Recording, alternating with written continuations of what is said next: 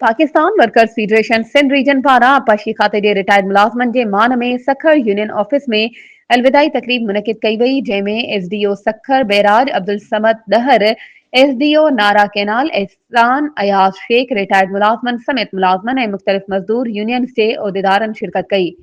आपाशी खाते जे 5 रिटायर्ड मुलाज़मनि खे गुलनि जा हार ऐं अजरक पाराया विया। तकरीब के ख़िताब कंदे Pakistan workers federation Sindh Faqir Mohammad Azam Mangnejo, Pakistan workers federation Sindh region के जनरल सेक्रेटरी ख़ादिम हुसैन खोसो, आपका जे Tahir Mughal, Sui southern gas union के ख़ादिम हुसैन शेख, सखर बैराज यूनियन के अब्दुल नबी जागीरानी, बिल्डिंग्स यूनियन के नियाज़ हुसैन शेख, रियाज़ हुसैन शेख, जावेद हुसैन मंगी ऐं ॿियनि ख़िताब कंदे चयो त ही तकरीब रिटायर्ड मुलाज़मनि जे कयल ख़िदमतुनि जो एतिराफ़ आहे, जिन पंहिंजी जवानी ऐं सलाहियतुनि जो इस्तेमाल करे 25 खां 30 साल खाते जी बहितरी लाइ कमु कयो।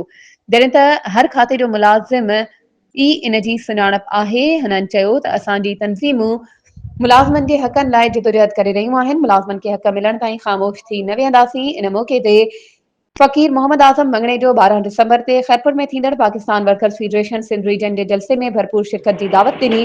तकरीब के गुलाम फरीद सरोही, मोहम्मद हारून जतोई, बारी बुल्लू, वाहिद बख्श कलोड़ो, ज़ुल्फ़कार अली, शम्सुद्दीन खोसो, गुलाम मुस्तफ़ा फुलपोटो, वकार अहमद भुट्टो, साजिद अली खोसो, रियाज़ अहमद अबड़ो, मेहराब खान मुगल, काज़ी सरफराज़ अहमद ऐं ॿियनि पिणु ख़िताब कयो।